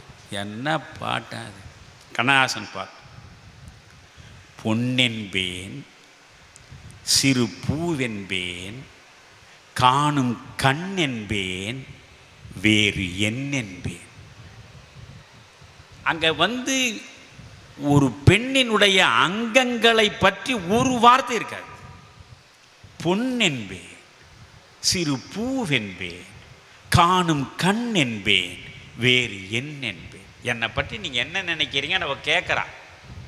கேட்டதும் இவன் சொல்கிறான், பொன்னென்பேன் சிறு பூவென்பேன் காணும் கண் என்பேன் வேறு என்னென்பேன். உடனே அவன், நீ என்னை பற்றி என்ன நினைக்கிற கேட்பான். என்னென்பேன் கலை ஏடென்பேன், கண்கள் நான் என்றால் பார்வை நீ என்பேன். அதான் பெண்ணு. அதான் பெண்மை. தன்னை தாழ்த்தி கொண்டு தான் நேசிக்கக்கூடிய தலைவனை உயர்த்துவது. கண்கள் நான் என்றால் பார்வை நீ என்பேன். கண் எதுக்கு இருக்கு? பார்க்க தானே இருக்கு. ஆனால் நீ தான் என் பார்வை, நான் வெறும் கண். அப்போ கண்கள் நான் என்றால் பார்வை நீ என்பேன். அதுக்கு அடுத்த வரிகள் தான், உன்னை நான் அறிவேன், என்னை நீ அறிவாய், நம்மை நாம் அறிவோம், வேறு யார் அறிவார். இதுதானே என் உண்மையான காதல். உன்னை நான் அறிவேன், என்னை நீ அறிவாய், நம்மை நாம் அறிவோம், வேறு யார் அறிவார். கொத்து மலர் எடுத்து முத்துச்சரம் தொடுத்து சிற்று முகம் பார்த்தே சிரித்திருப்பேன். தொட்டவுடன் நெஞ்சில் துள்ளி வரும் வெள்ளம் கண்டு கண்டு நானும் கழித்திருப்பேன். பாடல் கடைசியில் பார்த்தீங்கன்னா தாய்மை பொங்குகிறார் போல காதல் பாட்டு இருக்கும். உடல் சார்ந்த காமம் இருக்காது, தாய்மை ததும்பும். அதில் அவள் சொல்லுவான் அவனை பார்த்து, சின்ன சின்ன பறவை அன்னை அவள் மடியில் தவழ்வது போலே நான் தவழ்ந்திருப்பேன். சின்ன சின்ன பறவை அன்னை அவள் மடியில் தவழ்வது போலே நான் தவழ்ந்திருப்பேன். அவன் சொல்லுவான், கண்ணை மெல்ல மறைத்து கையில் உன்னை எடுத்து காலமெல்லாம் நான் அணைத்திருப்பேன். நெஞ்சில் நினைத்திருப்பேன், என்னை மறந்திருப்பேன், கண்ணில் கலந்திருப்பேன். ஒவ்வொரு வார்த்தையாக நீங்கள் பார்க்கணும். அதுலேயும் பிபிஎஸ்க்கு அப்படியே வெல்வெட்டு துணியில் கையை வச்சு வழவழன்னு தழுவினா மாதிரி இருக்கும் அந்த குரல். என்ன பாடல் அது, அது என்ன இசை. இன்றைக்கி எத்தனை இசைக்கருவிகளை போட்டு உங்கள் காதலை எவ்வளவு ரத்தத்தை வரவழைக்க முடியுமோ அவ்வளவு ரத்தத்தையும் அவன் சத்தத்தில் வரவழைக்கிறான். அது ஒரு பெரிய யுத்தமாகவே நடக்குது இப்போ ஆயிடுச்சா. ஆனால் இதில் பார்த்தீங்கன்னா ஒரு வயலின், ஒரு புல்லாங்குழல், அவ்வளோதான் மேக்சிமம் அந்த பாடலே. அந்த காட்சி, அதில் உள்ள எளிமை, அந்த காதல், அது ஒரு காதல் பாட்டுக்கு இது உதாரணம் சொன்னேன். சரி, இதே இவர்களுக்கு கல்யாணம் ஆகிடுச்சின்னு வச்சுங்களேன். அப்போ கண்ணதாசன் என்ன மாதிரி பாட்டு? இது எல்லாரும் அறிந்த பாடல் தான். ஆனால் இந்த ஒவ்வொரு பாட்டுக்குள்ளேயும் ஒரு நுணுக்கம் இருக்கிறது. எனக்கு அதுதான் முக்கியமானது. நான் ஒரு பாட்டை கேட்பது என்றால் கண்ணதாசனில் நான் என் பள்ளி பருவம் தொட்டு கண்ணதாசனுடைய கரம் பிடித்து கொண்டே நடந்தேன். அவருடைய 7 கவிதை தொகுதிகளையும் நீங்கள் ஒரு பக்கம் படிக்க வேண்டும், பிறகு கண்ணதாசனுடைய பாடல்களையும் மறுபக்கம் கேட்க வேண்டும். அப்பொழுது தான் கண்ணதாசன் முழுமையாக தெரிவான். இது பாலும் பழத்தில் உள்ள பாட்டு தான். பாலும் பழத்தில் உள்ள பாட்டு சொன்ன உடனே நீங்கள் சொல்லிவிடுவீங்களே, என்ன ஏன் சரோஜாதேவியும் சிவாஜி கணேசனும் மகாபலிபுரம் பாறைக்கு பக்கத்தில் பாடுறது? நான்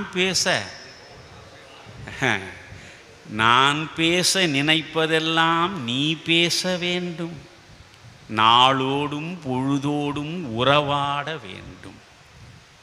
நான் காணும் உலகங்கள் நீ காண வேண்டும், நீ காணும் பொருள் யாவும் நானாக வேண்டும். கணவன் மனைவி உறவு அங்கே தான் இருக்கு. அவன் என்ன சொல்கிறான்?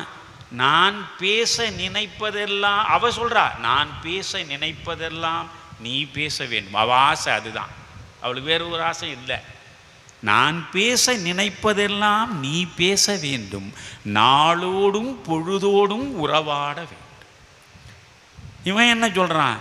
நான் காணும் உலகங்கள் நீ காண வேண்டும், நான் காணும் பொருள் யாவும் நீயாக வேண்டும். எந்த பொருளை நீ பார்த்தாலும் நான் காணும் உலகங்கள் நீ காண வேண்டும், நீ காணும் பொருள் யாவும் நானாக வேண்டும். எவ்வளோ சுயநலம் பாருங்க. நீ எந்த பொருளை பார்த்தாலும் அதை என்னைத்தான் நீ பார்க்கணும், என்னை தவிர வேறு யாரையுமே பார்க்கக்கூடாது. அந்த பொசசிவ்னஸ். அவன் எப்படி பாடுனா இவன் எப்படி பாடுறான்னு பார்க்கணும். இது எங்கேருந்து அவன் எடுக்கிறான்னா, இது பாரதியிடமிருந்து கடன் பெற்றது தான் கண்ணதாசன். நெறித்த திரை கடலில் நின்முகம் கண்டேன், நீல விசும்பினிடை நின்முகம் கண்டேன், திரித்த நுரையினிடை நின்முகம் கண்டேன், சின்ன குமிழிகளில் நின்முகம் கண்டேன், பிரித்து பிரித்து நிதம் மேகம் அளந்தே பெற்றதுன் முகமன்றி பிரிதொன்றில்லை. பாரதி பாட்டு. எதை பார்த்தாலுமே உண்மை. கடலை பார்த்தாலும் சரி, அலையை பார்த்தாலும் சரி, நுரையை பார்த்தாலும் சரி, மேகத்தை பார்த்தாலும் சரி, எல்லாம் நீதான் என்று சொல்வது. அதுதான் கண்ணதாசன் எழுதுறான். நான் காணும் உலகங்கள் நீ காண வேண்டும்.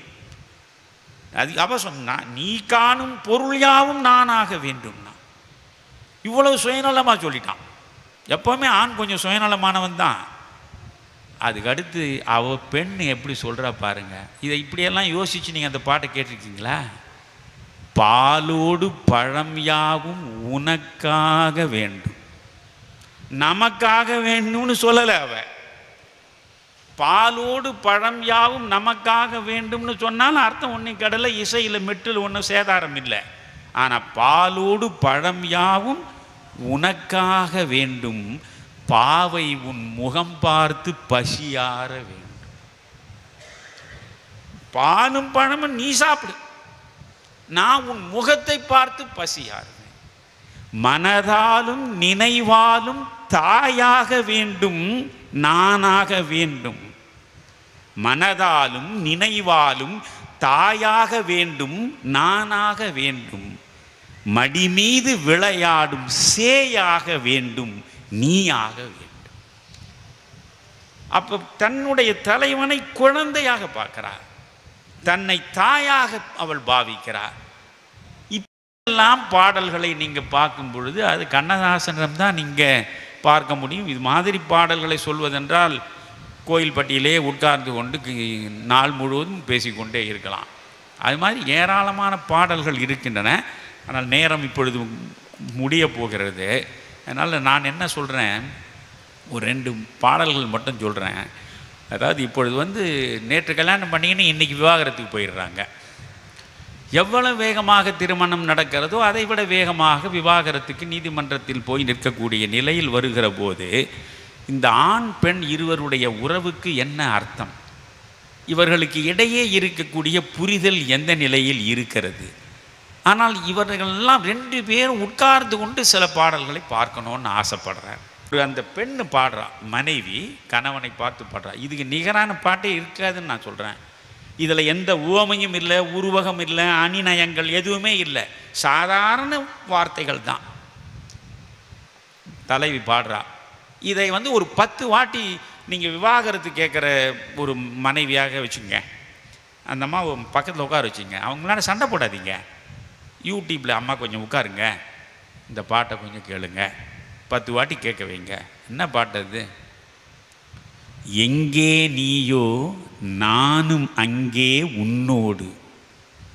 நெஞ்சிருக்கும் வரையில் அழகான பாட்டு. எங்கே நீயோ நானும் அங்கே உன்னோடு, இதைத்தானே நானும் கொண்டு வந்தேன் என்னோடு என் கண்ணோடு. நான் என்ன கொண்டு வந்தேன்? எங்கே நீயோ நானும் அங்கே உன்னோடு, இதைத்தானே நானும் கொண்டு வந்தேன் என்னோடு என் கண்ணோடு. வாசலிலே உன் காலடி ஓசை கேட்டிருப்பேன், வந்தவுடன் உன் ஆசை முகத்தை பார்த்திருப்பேன். கண்ணில் நீரை காணாமல், கவலை ஏதும் கூறாமல், என்னை எண்ணி வாழாமல் உனக்கென நான் வாழ்வேன். இதுக்கு மேலே ஒரு பெண் என்னையா சொல்ல முடியும் கணவனாண்ட? வாசலிலே உன் காலடி ஓசை கேட்டிருப்பேன், வந்தவுடன் உன் ஆசை முகத்தை பார்த்திருப்பேன். கண்ணில் நீரை காணாமல், கவலை ஏதும் கூறாமல், என்னை எண்ணி வாழாமல் உனக்கென நான் வாழ்வேன். காதல் என்றால் சேயாவேன், கருணை என்றால் தாயாவேன், கண்ணா உந்தன் நிழலாவேன், உனக்கென நான் வாழ்வேன். இவையெல்லாம் கண்ணதாசன் எழுதிய பாடல்கள். இது மாதிரி இவ்வளவு பாடல்கள். இது ஒரு பெண்ணு சொல்கிறது. நீங்கள் ஒரு ஆண் பெண்ணிடம் எப்படி உருகி உருகி அன்பை செலுத்தணும். 2 படத்தினுடைய பாடல் காட்சியை சொல்கிறேன். ஒரு ஆண் எப்படி தன்னுடைய மனைவியை நேசிக்கணும், நோயுற்ற நிலையில் உள்ள மனைவியை எப்படி ஒரு ஆண் உயிர் கொடுத்து நேசிக்கணும். நீங்கள் பாலும் பழமும் படம் பார்த்துருப்பீங்க. எல்லாரும் அறிந்த பாடல் தான் அது. சிவாஜி கணேசனும் சரோஜாதேவியும் அப்படியே வாழ்ந்திருப்பார்கள் இந்த படத்தில். அந்த படத்தில் நீங்கள் பார்த்தீங்கன்னா அந்த பாலும் பழமும் கைகளில் ஏந்தி, கேட்டிங்களா அந்த பாட்டை? அந்த பாட்டில் வந்து சிவாஜி கணேசன் நடிப்பு பாருங்கள், அது யூடியூப்பில் போட்டு பாருங்கள். என்ன மாதிரி ஒரு மனைவிக்காகத்தான் உருகுகிற உருக்கம், அந்த தவிப்பு, அந்த ஏக்கம். சரோஜாதேவி அந்த நோயுற்ற நிலையில் காச நோய் வந்த ஒரு பெண்மணி எப்படி இருப்பாரோ அதே மாதிரி இருப்பாங்க இந்த அம்மா. பிஞ்சு முகத்தின் ஒளி இழந்தாயே, பேசி பழகும் மொழி மறந்தாயே, அஞ்சி நடக்கும் நடைமெலிந்தாயே, அன்ன கொடியே அமைதி கொள்வாயே. அவருக்கு தலையை வாரி விடுவார், அவளுக்கு எடுத்து ஊட்டுவார். எல்லா பணிவிடையும் செய்து கொண்டே பாடுகிற பாட்டாக அது இருக்கும். அதில் அழகு, ஈன்ற தாயை நான் கண்டதில்லை, எனது தெய்வம் வேறெங்கும் இல்லை. ஈன்ற தாயை நான் கண்டதில்லை, எனது தெய்வம் வேறெங்கும் இல்லை, உயிரை கொடுத்தும் உனை நான் காப்பேன், உதய நிலவே கண் துயில்வாயே. அங்கே அப்படியே சிவாஜி கணேசனையும் சரோஜாதேவியையும் வைத்துக்கொண்டு அந்த பாடலை ஒரு முறை கேட்டு பாருங்க. கணவன் மனைவியின் மீது எப்படி அன்பை செலுத்த வேண்டும், அதுவும் ஒரு நோயுற்ற நிலையில் அந்த மனைவியின் மீது எந்த அளவுக்கு காதல் பெருக பெருக அன்பை காட்ட வேண்டும், அந்த பாட்டை பார்க்கணும். தங்கப்பதக்கம்னு ஒரு படம் வந்திருக்கு, அதுவும் சிவாஜி படம் தான். சிவாஜி கணேசன் கேஆர் விஜயா. அந்த கேஆர் விஜயா இதில் வந்து கேஆர் விஜயாவுக்கு கை கால் வராது, பார்த்தீங்களா நீங்கள் இந்த படத்தில்? அதில் வந்து அந்த வீல் சேரில் உட்கார வச்சு பின்னால் அப்படியே பாடுவார். அது டிஎம்எஸ் என்னமா பாடியிருப்பார் அந்த பாட்டை. சுமை தாங்கி சாய்ந்தால் சுமை என்ன ஆகும். நான் ஒரு 5 மாதங்களுக்கு முன்னால் என் மனைவியை இழந்து விட்டவன். என் மனைவிக்கு இந்த உலகத்தில் என்னை விட உறவும் கிடையாது, என்னை விட அதிகமாக அவள் யாரிடத்திலும் உயிரை வைத்ததும் கிடையாது. அவளை போல் ஒரு மனைவியை அடைவதற்கு 1000 ஆண்டுகள் தவம் இருந்திருக்கணும். அப்படிப்பட்ட ஒரு மனைவி அவள். அவளும் நானுமே உட்கார்ந்ததை பார்ப்போம். அது என்ன மாதிரியான அந்த காட்சியில் சுமை தாங்கி சாய்ந்தால் சுமை என்ன ஆகும். இப்போ நான் அப்படி தான் இருக்கேன், சுமை தாங்கி சாய்ந்து. சுமை தாங்கி சாய்ந்தால் சுமை என்ன ஆகும். அந்த பாடலை நீங்கள் கேட்கணும். மணி தீபம் ஓய்ந்தால் ஒளி எங்கு போகும். வார்த்தைகளை பாருங்க. அந்த பாடல் நீங்கள் பார்க்கும்போதும் சரி, இந்த பாலும் படத்தில் உள்ள பாடலை பார்க்கும்போதும் சரி, ஒரு கணவன் மனைவியின் மீது எப்படி எல்லையற்ற பாசத்தை வைத்திருந்தால் இப்படி அந்த வார்த்தைகள் வந்து விழும். அதை கண்ணதாசன் எழுதியிருப்பார். இந்த வியட்நாம் வீடு படத்தில் இப்போ உறவுகள் எப்படியெல்லாம் இருக்குது, தாயையும் தந்தையையும் தூர தள்ளிவிட்டு இருக்கக்கூடிய பிள்ளைகளை எல்லாம் பார்க்கிற பொழுது இந்த உறவு அந்த அந்த வியட்நாம் வீடில் அது பாட்டாயாது. அது உன் கண்ணில் நீர் வழிந்தால் என் நெஞ்சில் உதிரம் கொட்டுதடி. அது ஒரு 2 வரி தான் வந்து பாரதியார். இது பாரதியார் தான் அந்த பல்லவியை வைத்துக்கொண்டு கண்ணதாசன் என்ன விளையாடினான். உன் கண்ணில் நீர் வழிந்தால் என் நெஞ்சில் உதிரம் கொட்டுதடி, என் கண்ணில் பாவை என்றோ கண்ணம்மா என் உயிர் நின்னதன்றோ. வார்த்தைங்களை பாருங்க. அந்த பாட்டை அப்படி அந்த 4 வரியை மட்டும்தான் எடுத்துட்டு கண்ணதாசன் மீதி எழுதுகிறார். உன்னை கரம் பிடித்தேன், உன்னை கரம் பிடித்தேன் வாழ்க்கை உயர்ந்ததடின்னு, பொன்னை மணந்ததனால் எல்லா பெருமையும் வந்ததுன்னு அப்படியே பாடுவார். அந்த பாடல் முழுது அதில் எனக்கு ரொம்ப பிடிச்சது, கால சுமை தாங்கி போலே மார்பில் என்னை தாங்கி வீழும் கண்ணீர் துடைப்பாய் அதில் என் விம்மல் தனியுமடி. கால சுமை தாங்கி போலே என்னை தாங்கி மார்பில் என்னை தாங்கி வீழும் கண்ணீர் துடைப்பாய் அதில் என் விம்மல் தனியுமடி. ஆலம் விழுதுகள் போல் உறவு 1000 வந்தும் என்ன, வேறென நீ இருந்தாய் அதில் நான் வீழ்ந்து விடாதிருந்தேன். என்ன மாதிரியான பாட்டு யாரு. பேருக்கு பிள்ளை உண்டு, பேசும் பேச்சுக்கு சொந்தம் உண்டு, என் தேவையை யார் அறிவார்னு பாடுவார் அவர். இந்த மோகன்ராம்னு ஒரு நல்ல நடிகர் இருக்கார். அவர் திடீர்னு ஒரு நாள் எனக்கு தொலைபேசியை தொடர்பு கொண்டார். ஐயா, உங்களுடைய பேச்சை இதை கேட்டேன், இந்த மாதிரி இவ்வளோ நுணுக்கமாக நான் இதெல்லாம் பார்க்கவே இல்லை ஐயா, நீங்கள் சொன்ன பிறகு மறுபடியும் பார்த்து வியந்து போனேன்னாரு. வேற ஒன்றும் இல்லை, என் தேவையை யார் அறிவார் அப்படின்னு கணேசன் பத்மினி மடியில் படுத்துக்கின்னு பாடுவார். பத்மினி முகத்தை நீங்கள் பார்க்கணும். ஆடா படுபாவி மனுஷா, நான் உனக்காகவே வாழ்ந்து மொத்தத்தையும் அர்ப்பணித்து நீயே என் உயிர் என்று இருக்கிற நிலையில் என் மடியில் படுத்துக்கின்னு என் தேவையை யார் அறிவார்னு கேட்குறியா? அந்த முகம் அப்படியே மாறும். உடனே உன்னை போல் தெய்வம் ஒன்றே அறியும். அந்த வரி வரும்போது அந்த அம்மா அப்படியே மலர்ந்துடும். என் தேவையை யார் அறிவார், உன்னை போல் தெய்வம் ஒன்றே அறியும். அந்த பாடல் அதை ஒரு கணவனும் மனைவியும் உட்கார்ந்து கொண்டு, அதுவும் பிள்ளைகளால் கைவிடப்பட்ட நிலையில், அந்த வெற்று தரையில் அது 2 பேரும் வயோதிக நிலையில் பாடும். நான் இதுவரையில் அதை கண்ணீர் விட்டு அழாமல் நான் அந்த பாட்டை பார்த்ததே இல்லை. அது என்ன மாதிரியான பாடல்! அது மாதிரி எவ்வளோ பாடல்களை சொல்லிக்கொண்டே போகலாம், நேரம் போனது. ஆனால் நான் எந்த பாடல்களெல்லாம் சொல்ல நினைத்தேனோ அந்த பாடல்களை நான் சொல்லவில்லை. இன்னொரு முறை எப்பொழுதாவது வந்தால் நான் சொல்கிறேன். எனக்கு ரொம்ப பிடித்த பாடல்கள் என்கிற பொழுது இந்த உறவுகள் பற்றி தான். உறவுகள் பற்றி தான். இந்த சோதனை மேல் சோதனை போதுமடா சாமி இருக்க, அது சிவாஜியை தவிர வேறு யாராவது நடிக்க முடியுமா அந்த காட்சியை? அந்த முகமும் அந்த கண்களும், ஐயோ அது என்ன காட்சியா! சோதனை மேல் சோதனை போதுமடா சாமி, வேதனை தான் வாழ்க்கை என்றால் தாங்காது பூமி. சொந்தம் ஒரு கைவிலங்கு நீ போட்டது, அதில் பந்தம் ஒரு கால் விலங்கு நான் போட்டது. ஆதாரம் இல்லையம்மா ஆறுதல் சொல்ல, நான் அவதாரம் இல்லையம்மா தத்துவம் சொல்ல, பரிகாரம் தேடி இனி எவ்விடம் செல்ல, பரிகாரம் தேடி இனி எவ்விடம் செல்ல. அழகான பாட்டு அது. ஒரு நாளும் நான் இதுபோல் அழுதவன் இல்லை, அந்த திருநாளை மகன் கொடுத்தான் யாரிடம் சொல்ல. அதில் 2 வரி எனக்கு ரொம்ப பிடித்தது. தானாடவில்லையம்மா சதையாடுது, தந்தை என்றும் பிள்ளை என்றும் விளையாடுது, பூவாக வைத்திருந்தேன் மனம் என்பது, அதில் பூனாகம் புகுந்து கொண்டு உறவென்றது.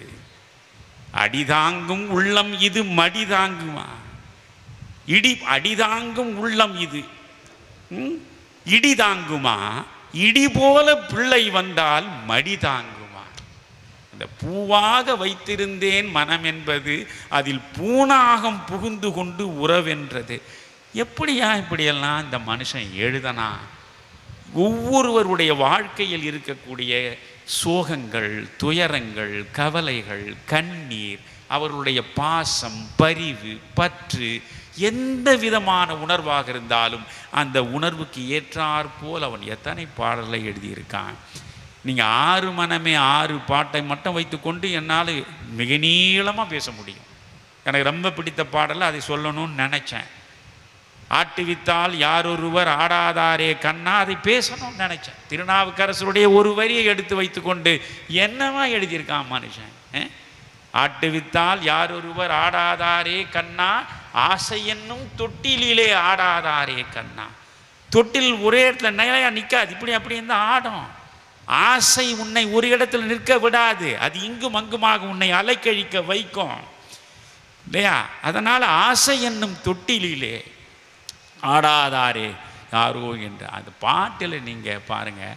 பாஞ்சாலி உன்னிடத்தில் சேலை கேட்டாள், அந்த பார்த்தனவன் உன்னிடத்தில் கீதை கேட்டான். நான் இருக்கும் நிலையில் உன்னை என்ன கேட்பேன், இன்னும் நன்மை செய்து துன்பம் வாங்கும் உள்ளம் கேட்பேன். இதுக்கு இணையே கிடையாது. நன்மை செய்து துன்பம் வாங்கும் உள்ளம் கேட்பேன். கடலளவு கிடைத்தாலும் மயங்க மாட்டேன், அது கையளவே ஆனாலும் கலங்க மாட்டேன். உள்ளத்திலே உள்ளதுதான் உலகம் கண்ணா, இதை உணர்ந்து கொண்டேன் துன்பமெல்லாம் விலகும் கண்ணா.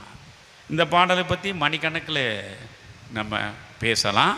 இப்படி நிறைய பாடல்கள் கண்ணதாசனுடையது இருக்குது. யாரை நம்பி நான் போகிறேன், அதாவது அது ஒரு பாட்டு இருக்கு. இப்போ நீங்கள் அண்ணன் என்னடா தம்பி என்னடா அவசரமான உலகத்திலே என்ற பாட்டில் ரொம்ப அழகான இடம் அது. எல்லாம் சொல்வதற்கு நேரம் இல்லை எனக்கு. 8:30 மணிக்கெல்லாம் நம்ம முடிச்சிடணும். அதனால் இப்போவே 8:40 ஆகிறது.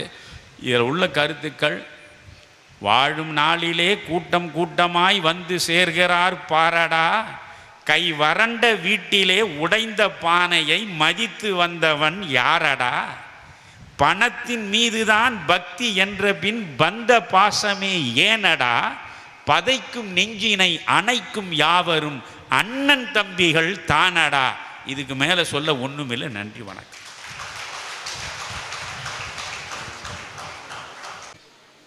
ஒவ்வொரு மாத கூட்டமும் சரியாக 8:30 மணி அளவில் நிறைவு செய்து விடுவோம்.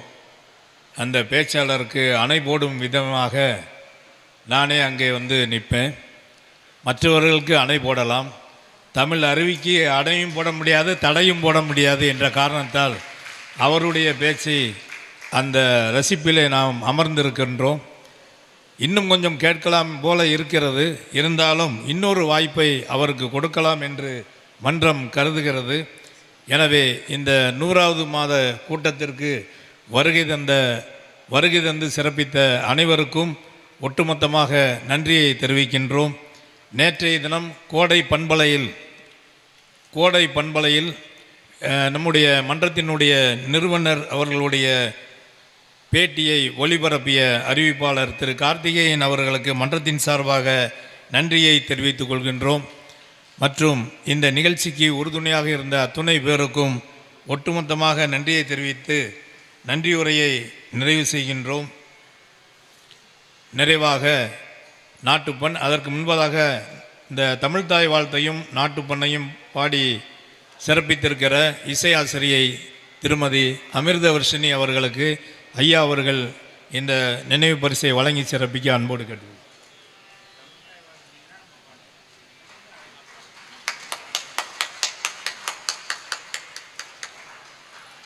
जनगण मन अधिनायक जय हे भारत भाग्य विधाता, पंजाब सिंधु गुजरात मराठा द्राविड उत्कल बंगा, विंध्य हिमाचल यमुना गंगा उच्चल जलधि तरंगा, तव शुभ नामे जाहे तव शुभ आशीष माहे, गाहे तव जय गाता, जनगण मंगलदायक जय हे भारत भाग्य विधाता, जय हे जय हे जय हे जय जय जय जय हे।